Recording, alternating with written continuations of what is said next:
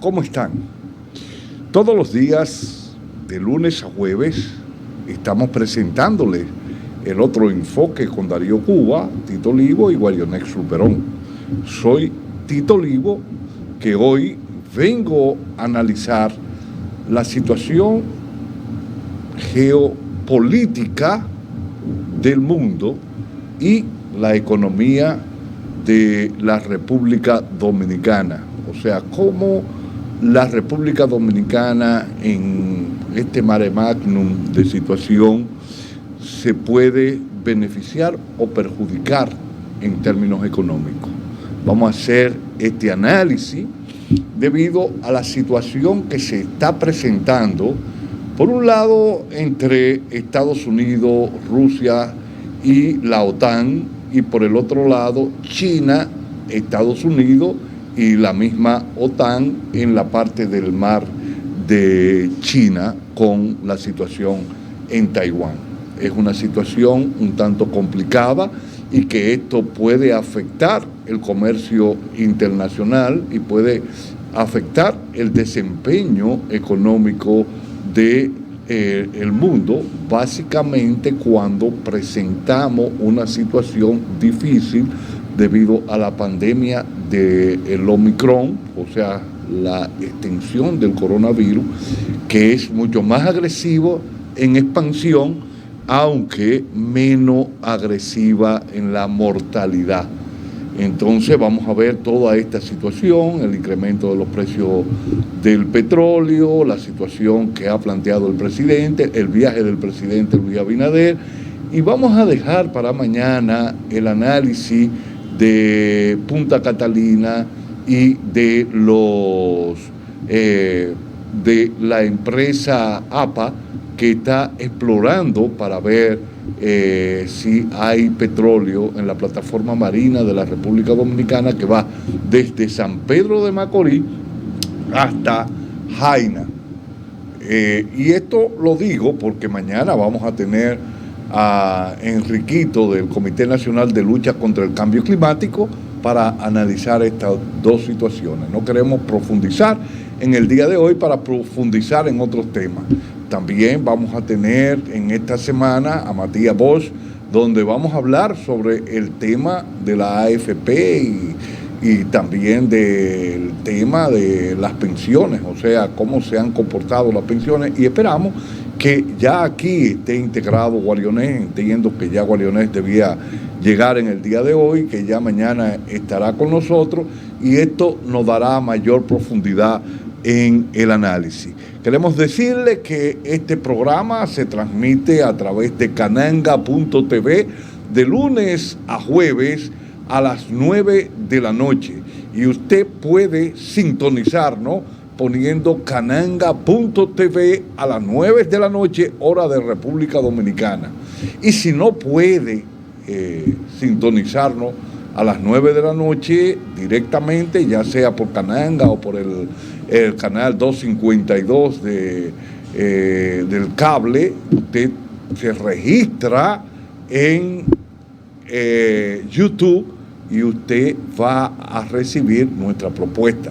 Usted se registra en el otro enfoque con Darío Cuba, le va a dar a la campanita, y si la propuesta que nosotros hemos servido le es del agrado, pues usted le da me gusta y la comparte en la red de relacionados, amigos y relacionados que usted tenga. Esto para nosotros seguir creciendo y nosotros tener el incentivo de seguir produciendo nuevas propuestas. Pero además nos interesaría sobremanera que usted interactuara con nosotros y nos preguntara o nos dijera qué tema usted quiere que tratemos. Y si está de acuerdo con la visión que nosotros estamos planteando, decírnosla y nosotros entrar en una relación de interactuar con usted para así nosotros enriquecer la propuesta nuestra cada vez más. Nos vamos a un corte y cuando regresemos vamos a entrar en el análisis de la economía dominicana para después entrar en lo que está pasando en Rusia y China.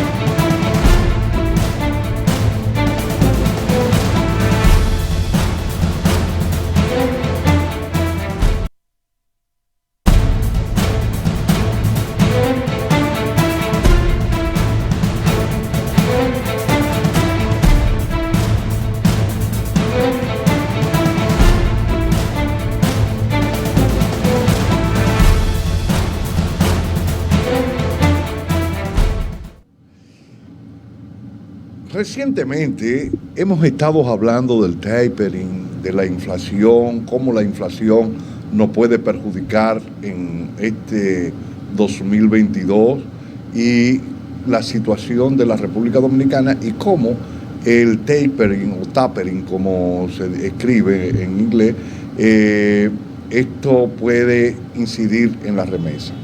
En el análisis de la CEPAL dice que la remesa para América Latina y el Caribe, o sea, que la remesa en América Latina crecieron y que las tres naciones que mayor impacto estuvieron en los primeros 9 meses que analiza la CEPAL son México, con unos 30,000 y pico de millones de dólares de remesa, después le sigue Guatemala y República Dominicana en tercer lugar.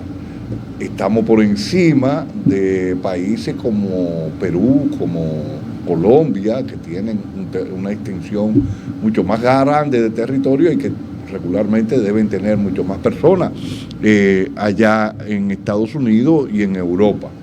¿Y qué ha hecho que las remesas crecieran en el 2021? Pues uno de los efectos del crecimiento de la remesa se debe a esas ayudas financieras que ha estado dando el gobierno norteamericano y también los gobiernos europeos, que viene ahora un desmonte. Para nosotros, el gobierno norteamericano, en Estados Unidos hay un 80 y tanto % de dominicanos y dominicanas que están radicadas allá. O sea, cuando comienza a desmontarse esto por el problema de la inflación y por el problema también no solamente de la inflación, sino también de los problemas que viene presentando la economía norteamericana, entonces esto nos puede afectar a nosotros en el envío de divisas. Ahora, ¿qué otra cosa está afectando la economía? Bueno, el crecimiento de los precios del petróleo. El crecimiento del precio del petróleo, el viernes pasado cerró a $86 y hoy abrió a $85 y algo el Brent. Esto es una situación compleja, lo que ha llevado a decir al presidente de la República que los subsidios que se le da al petróleo en nuestra nación van a ser remontados. Yo decía que nosotros tenemos que ir fijándonos a ver cuál es la realidad que nosotros tenemos que llevar a cabo para nosotros ir reorientando la economía. Y lo digo porque a partir de los 80 en nuestro país, en la década de los 80, nosotros comenzamos a cambiar de una economía de postre, que era básicamente de productos del campo, de materia prima, café, cacao, chocolate, cacao, azúcar. ¿Y por qué se dice economía de postre? Porque esto es lo que se sirve después de la comida en la mesa. Entonces nosotros comenzamos a dar un giro. Ese giro comienza a manifestarse en la iniciativa de la Cuenca del Caribe o Plan Reagan, donde a nosotros se nos introduce como ya no suplidor solamente de materia prima barata, sino también como mano de obra barata. Para esa iniciativa de la Cuenca del Caribe y que después va a venir lo que se conoce como el Tratado de Libre Comercio de Centroamérica y el Caribe, donde RD más está, en esos acuerdos nosotros quedamos como suplidores de mano de obra barata, primero a través de la maquila para producir ropa. Y después ya hemos ido evolucionando y está la industria del tabaco, está la industria farmacéutica, ya tenemos otros niveles de complejidades, lo que nos permite otros niveles de ingresos, pero siempre con mano de obra barata.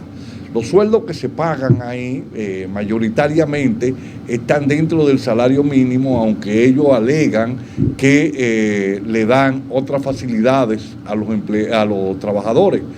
Pero cuando tú te pones a equiparar lo que ellos reciben, los beneficios que ellos reciben con relación al inversionista nacional, es una tajada muy grande. Ellos están libres de impuestos sobre la renta y sobre cualquier tipo de arancel que tienen. Por ejemplo, en el caso de los combustibles, esas empresas no pagan impuestos, no pagan los aranceles de los combustibles que utilizan, ya sea en los vehículos que tienen o las plantas de emergencia, que en muchos casos no son plantas de emergencia, sino que son plantas para dar servicio. El gasoil o la gasolina llega libre de arancel. Por eso es que se habla que el gran capital nacional y las empresas vinculadas a la zona franca reciben miles de millones de pesos por parte del Estado en subsidio. Cuando tenemos que esto se da en el contexto de que el Estado comienza a salir de las empresas públicas porque supuestamente había subsidio. Cuando se da la privatización del sector eléctrico, el nivel de subsidio del Estado a la CDE era de 200 millones de pesos. Hoy, a las empresas capitalizadas o que invirtieron en el sector eléctrico, el Estado le está subsidiando con miles de millones, pero de dólares.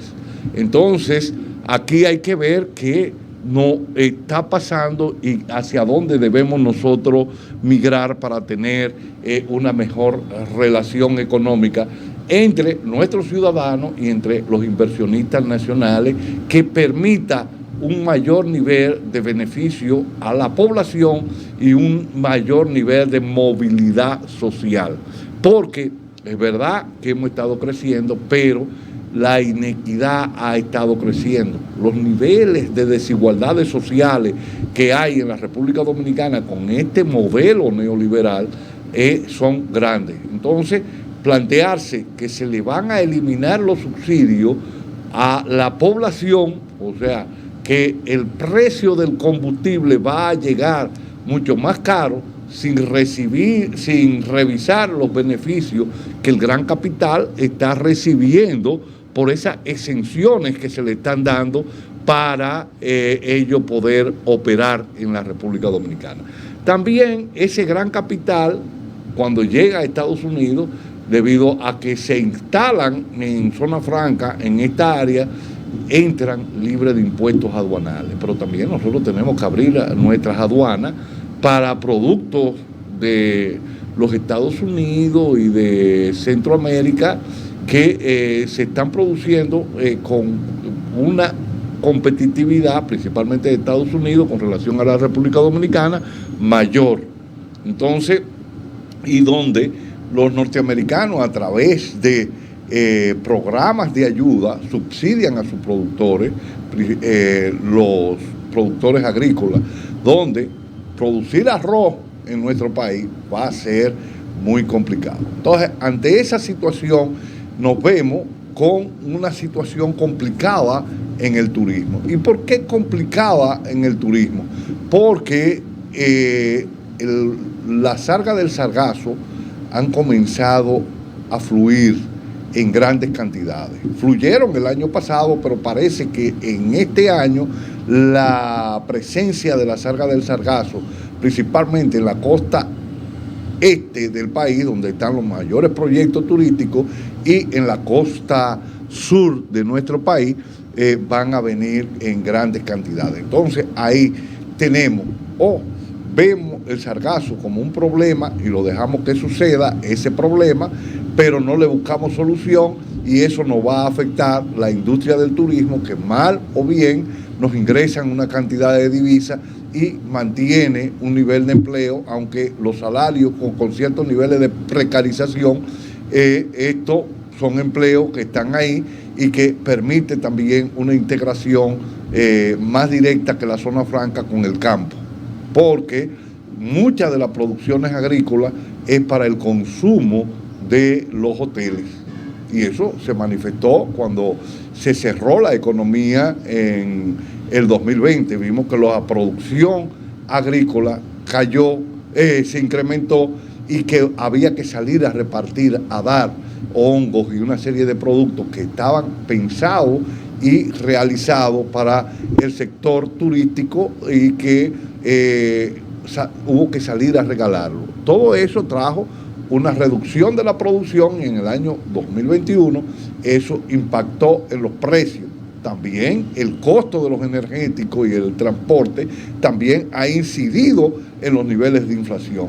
Entonces aquí, si nosotros recomponemos la economía y a través de los bonos verdes o la inversión verde que se pueda realizar, buscar socios para proyectos que puedan transformar esa salga del sargazo, ser atrapada en alta mar, para que no vayan esas algas a llegar a nuestra costa y en la costa se llegue en un estado de putrefacción donde el olor es como a huevo podrido y que se consume todo el oxígeno del mar y acaba con la fauna marina, reduciendo los niveles de pesca de nuestros pescadores porque muchas de las especies desaparecen o tienen que migrar debido a este efecto. Entonces se atrapa en alta mar y ahí en biodigestores se puede producir biogás y se puede producir abono orgánico o también se puede producir fertilizante ya directamente utilizando las algas directo, pero la mejor función es a través de biodigestores para aprovechar el biogás y reducir nuestra demanda energética. ¿Y por qué reducir nuestra demanda energética?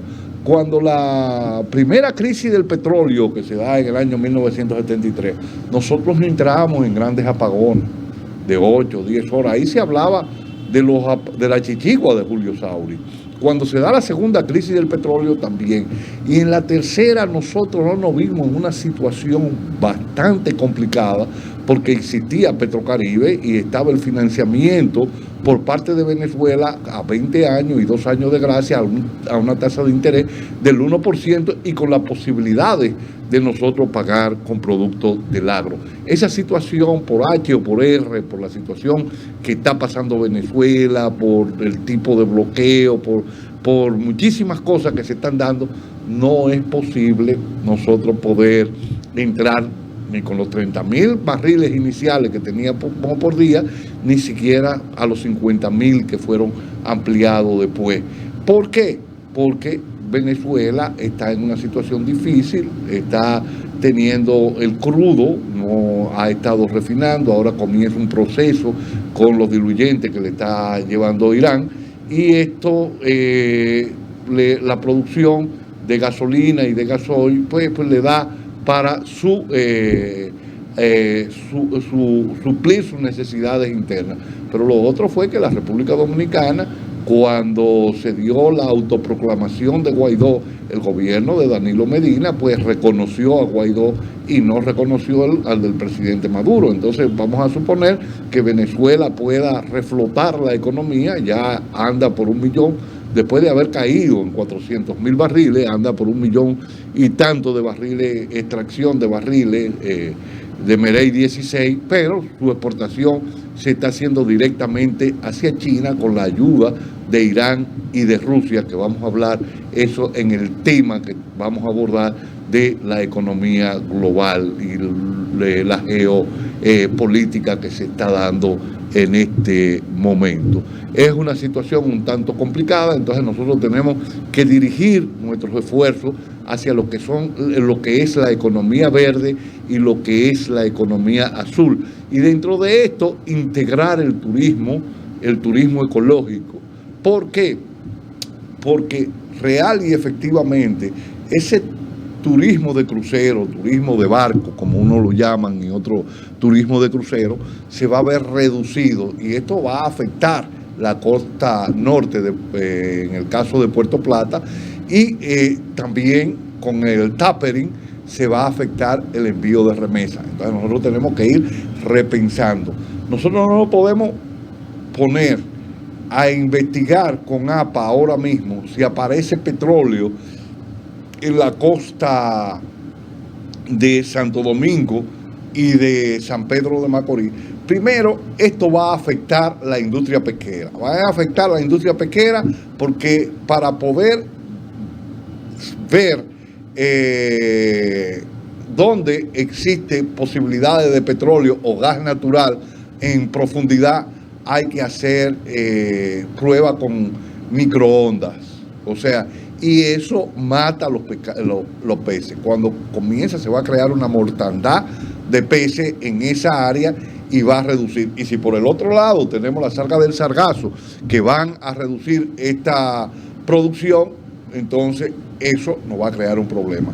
Pero yo llamo a las personas que busquen la exploración en Ghana en YouTube para que vean cómo esas empresas destruyeron la economía de Ghana vendiéndole la situación de que iban a buscar petróleo, que iba a haber un gran desarrollo turístico y que iban a tener un impacto positivo en la economía.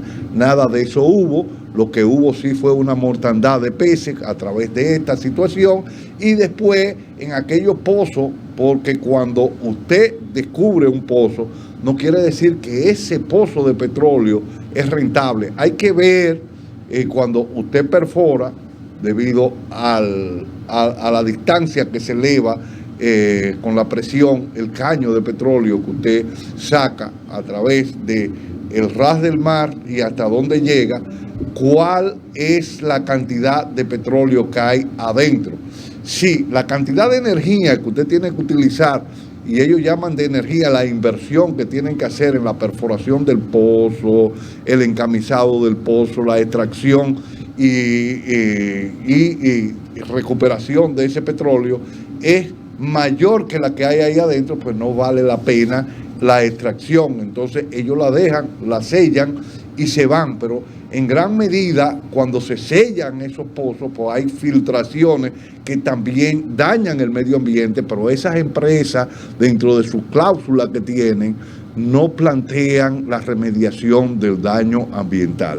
Y es bueno analizar, esto lo vamos a analizar con Enriquito en el día de mañana y vamos a ver esta situación que se presenta para la República Dominicana. Por lo tanto, entendemos que una respuesta rápida y que nosotros podemos comenzar a producir energía rápidamente es la utilización de las energías verdes o la inversión verde con la transformación en el campo, ya no solamente de la sarga del sargazo, sino también de los desechos agrícolas, ya sean los desechos orgánicos de vegetales o ya sea los desechos de los animales, en este caso de los cerdos, que pueden ser atrapadas las heces fecales de los cerdos, crear biodigestores, producir biogás, y parte de la producción de energía que se necesita para la transformación o la totalidad que necesitan esta granja para la operatividad de ella, pues pueden ser recuperadas de ahí. Y esto, conjuntamente con los desechos sólidos urbanos y con los desechos agrícolas, nosotros podemos suplir, no la totalidad, pero sí gran parte de nuestras necesidades energéticas. Nos vamos a un corte y cuando regresemos vamos a hablar de la geopolítica global.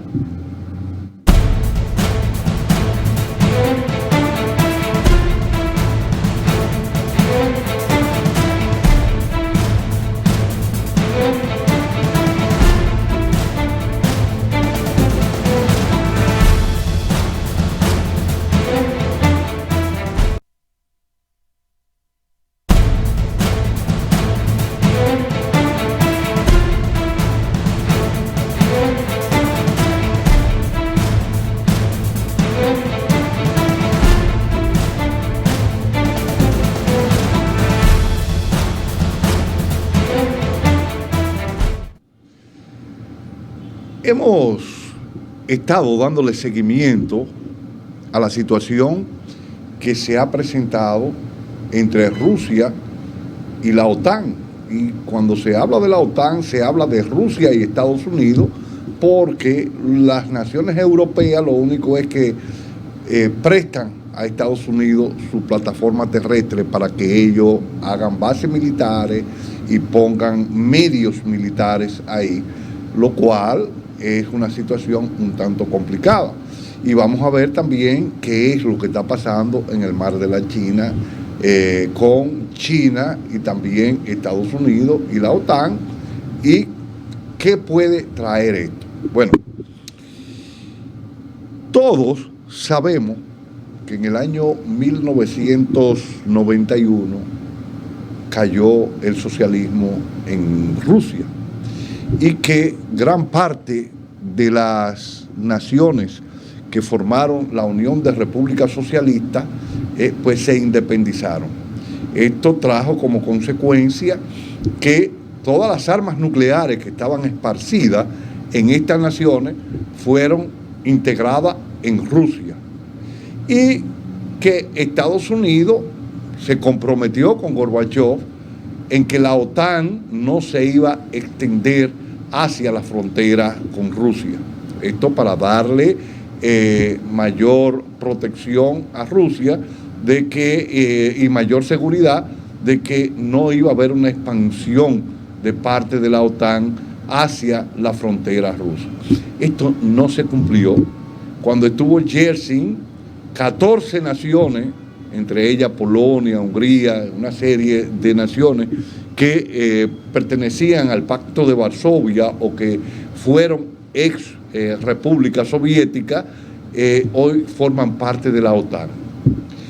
Cuando llega Putin a principios del 2001, o a principios de década, en el 2001, Putin comienza a reordenar esta situación y comienza a exigir que se cumplan los acuerdos, porque para Rusia mantener naciones con ejército de la OTAN y con misiles con carga nuclear, pues es un tanto complicado, porque la respuesta que ellos tienen que dar en caso de un ataque no es una respuesta rápida.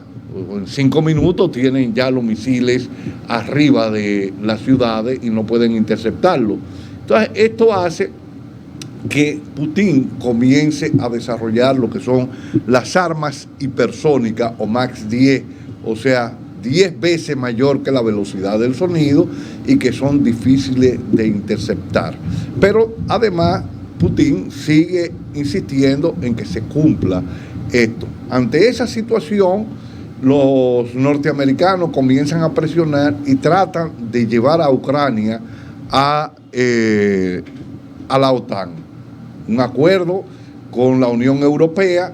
Eso, el presidente que estaba, era prorruso en el 2008, 2009, echa para atrás, y esto hace que se creen el Maidán, y que ya en el 2011 se crea una situación conflictiva.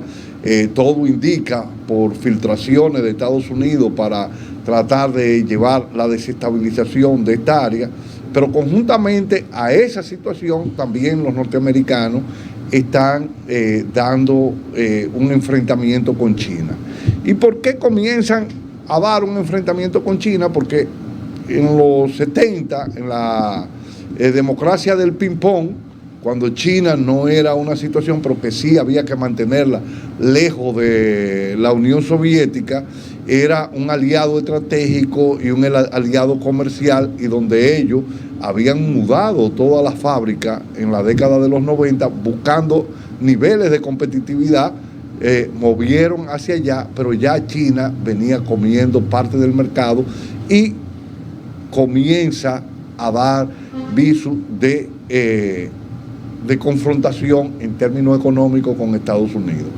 Esto hace que los norteamericanos comiencen a apoyar a Taiwán como una nación independiente, pero antes, en la democracia del ping-pong, habían roto las relaciones con Taiwán y habían establecido relaciones con China, y habían reconocido que existía una sola China, y que esa representación de una sola China la mantenía China. China estaba exigiendo y los norteamericanos comienzan a apoyar. En la medida que se da el enfrentamiento en Ucrania, que Ucrania al este hace frontera con Rusia, pero después al oeste hace con Hungría, Rumanía, Polonia y una serie de naciones exsoviéticas que muchas de ellas o pertenecen a la OTAN o están dentro de la Unión Europea, y para los rusos es una situación de que en su frontera con Ucrania también le instalen ya misiles con carga nuclear y ejército de Europa y Estados Unidos. Entonces ellos comienzan a presionar. Cuando se da el golpe de Estado al presidente ucraniano, pues los rusos actúan rápidamente. Los rusos actúan y toman Crimea.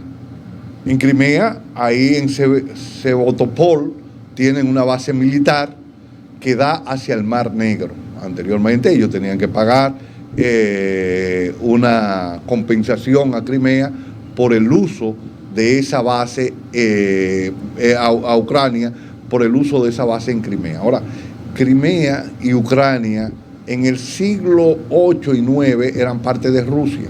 Eran esas tribus que estaban ahí, eran parte. Entonces, después, en el siglo XVIII, ya cuando Ucrania se desarrolla como una nación independiente, pues se queda Ucrania, pero Crimea pasa a formar parte de Rusia. Y esa parte del Donbass, que donde hay fuertes enfrentamientos.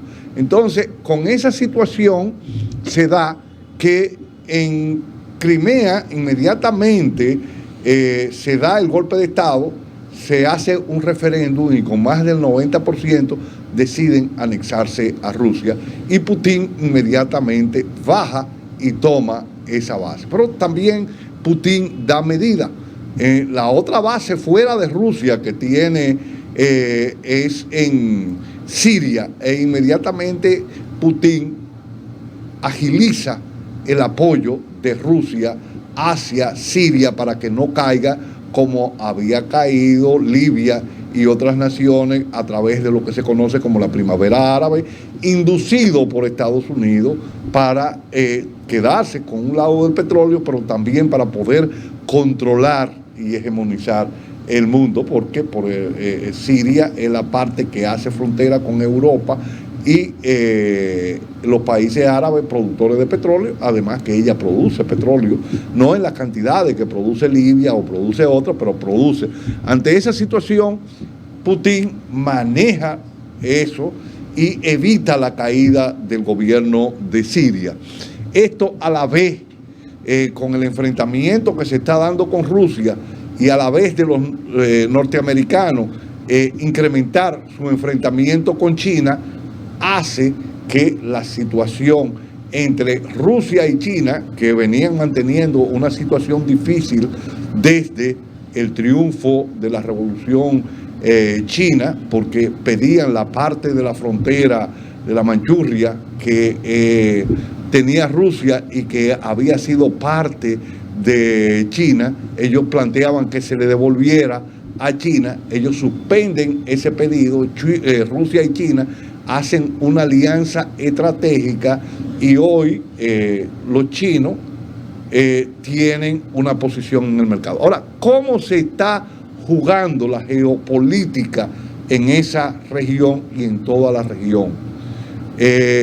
Los norteamericanos se plantean que no van a llegar a una negociación en cuanto a no permitir que la OTAN se extienda hacia Ucrania. Ellos plantean que Ucrania tiene el derecho de tener los ejércitos y los tipos de medios de defensa que ellos entiendan que deben tener.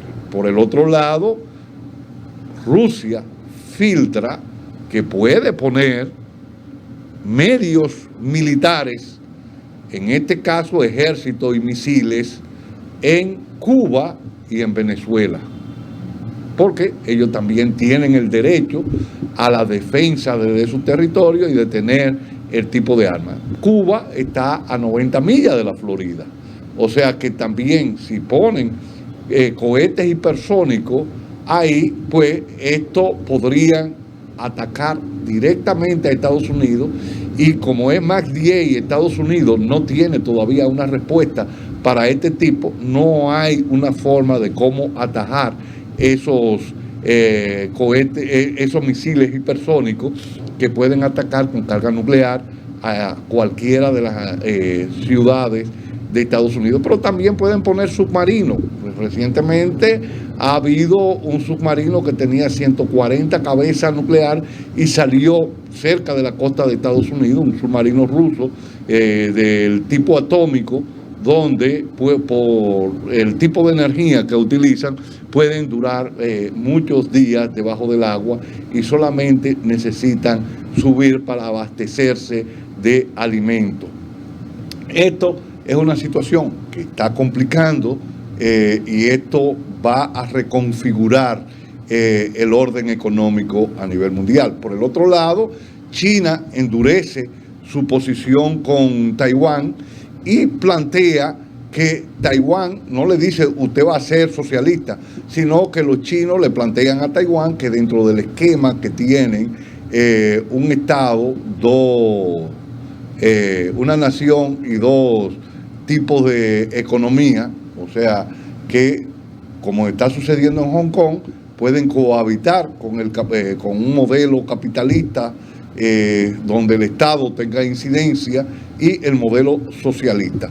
Esto es una situación que ha ido enfrentando en el mar de China a los Estados Unidos, que han hecho en una serie de islas que hay por el mar de China, que en esa plataforma, China en esa plataforma marina ha hecho bases militares y ahí ha habido cierto enfrentamiento. Inclusive hubo un avión de espionaje norteamericano que un avión chino lo chocó, donde el piloto chino se mató, pero el avión tuvo que aterrizar en territorio continental de China y ellos pudieron escanear ese avión y sacar todas las informaciones que tenía, y esto fue un duro golpe para Estados Unidos. Esta situación se viene enfrentando. Los norteamericanos han dicho que en caso de que China ataque a Taiwán,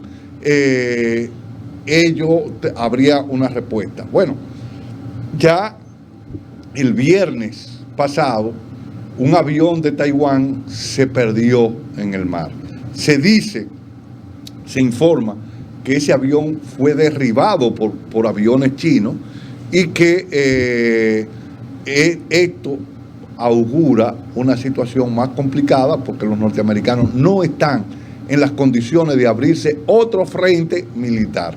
Pero conjuntamente con esa situación, el presidente de Corea del Norte hizo muestra de poder y hizo dos pruebas. Él había hecho una prueba en octubre de un misil de largo alcance de 1000 kilómetros que dio en el blanco, pero ahora hizo muestra de poder, gala de poder, donde los norteamericanos no han podido desarrollar los misiles hipersónicos.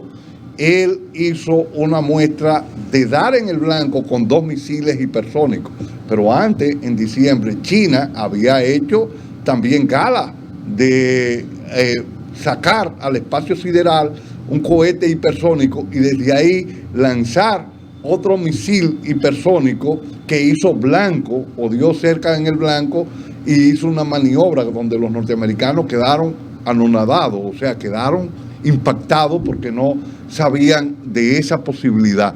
Esto ha hecho que los norteamericanos entonces jueguen a las sanciones.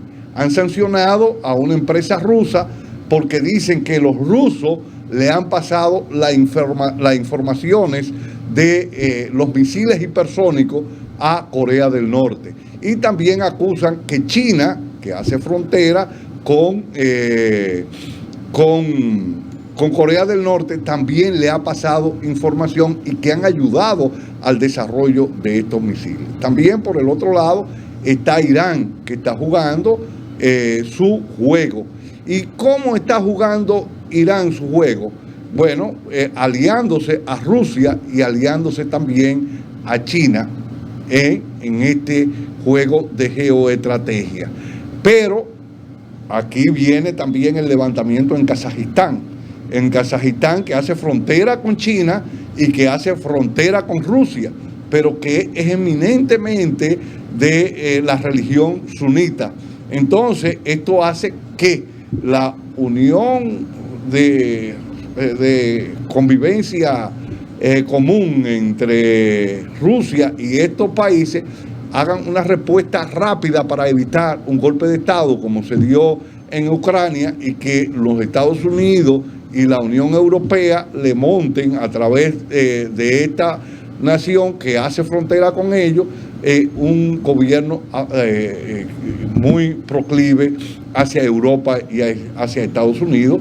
Y esto vino una respuesta rápida donde fue vencida y sofocada inmediatamente el levantamiento que se estaba dando ahí. Y hubo un apoyo de Xi Jinping a Putin ante esta respuesta que se dio rápidamente, donde los países firmantes de ese acuerdo pues participaron inmediatamente en esta situación. Pero por el otro lado, ellos también han estado creando un sistema de pago fuera del sistema SWIFT bancario que utiliza Estados Unidos y que controla Estados Unidos. Ante esa situación de ese sistema, ellos están utilizando un sistema en el cual China, a través de su moneda digital, va a jugar un rol importante para las transacciones internacionales. Ya China ha venido haciendo pruebas de pago, entonces muchas de las transacciones que están haciendo Rusia y China las están haciendo a través de el yuan digital, y también a través de rublo ruso y a través de renminbi chino. Esto reconfigura un nuevo bloque económico que está dentro de lo que se conoce como la ruta de la seda, y esto hace una fragmentación de la Unión Europea, porque por un lado tenemos a los países que apoyan las sanciones de Estados Unidos a Rusia, y por el otro lado tenemos aquellos que dicen que hay que respetar, como es el caso de Alemania, los acuerdos para evitar ciertos niveles de confrontación con Rusia. ¿Y por qué Alemania se plantea una reconfiguración y mantener los acuerdos que se firmaron en el año 1991, cuando la destrucción del bloque socialista? Bueno, porque Alemania depende mucho del gas de Rusia, que es un gas que lo tiene a poca distancia y por gaseoducto, que se lo han estado enviando por Ucrania, pero que los rusos han hecho el Nord Stream 2 para enviar ese gas, evitando a Ucrania, porque ellos dicen que en Ucrania se están quedando con parte de ese gas. Hay un pugilato ahí donde los países de la Unión Europea dicen que no, que lo que pasa es que Rusia quiere bordear esto y enviar el gas sin tener que pasar por Ucrania. Se plantea un acuerdo, un frío grande en Europa, y que van a tener que utilizar el Nord Stream 2 para poder incrementar la producción. Esto va a hacer que Alemania, quiera o no, tenga que certificar el Nord Stream 2. Pero en caso de sanciones o en caso de que Alemania o Europa no utilicen el gas natural, pues China está en la condición de recibir todo el gas natural que Rusia necesite enviarle. Entonces ahí están los acuerdos que se están configurando.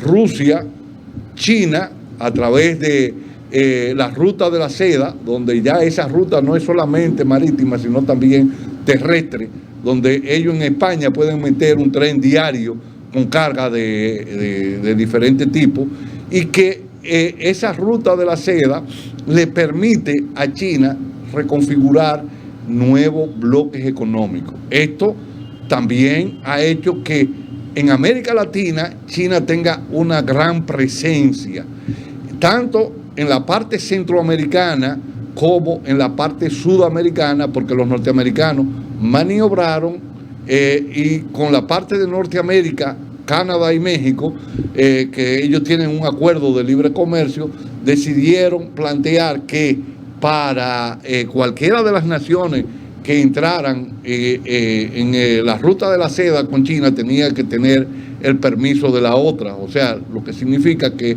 si Canadá y México van a entrar a un acuerdo de libre comercio con China a través de la ruta de la seda, tienen primero que informárselo a Estados Unidos.